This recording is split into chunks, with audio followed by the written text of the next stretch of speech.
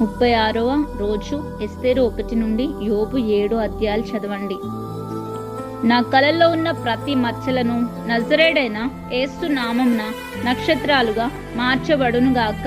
నా కలల్లోని ప్రతి బానిసత్వము నజరేడైన యేసు నామమున స్వేచ్ఛగా మార్చబడునుగాక.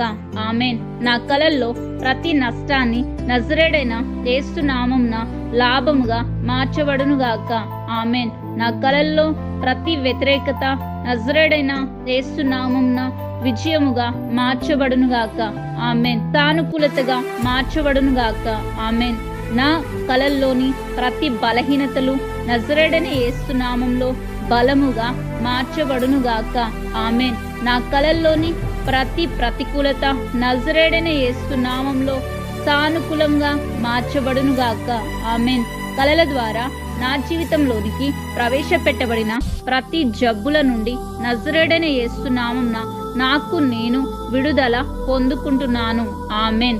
కలల ద్వారా నన్ను మోసం చేయాలని ప్రయత్నిస్తున్న శత్రువులు నజరేడైన యేసు నామమున దౌర్భాగ్యంగా విఫలం అగునుగాక. ఆమెన్.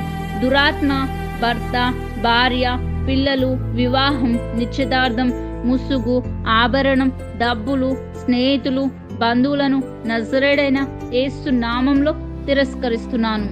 పరలోకమందున నా తండ్రి, నా ప్రార్థనలు అన్నిటికీ సమాధానాలు ఇచ్చినందుకు నజరేడైన యేసు నామమున కృతజ్ఞతాస్తుతులు చెల్లిస్తున్నాను. ఆమెన్.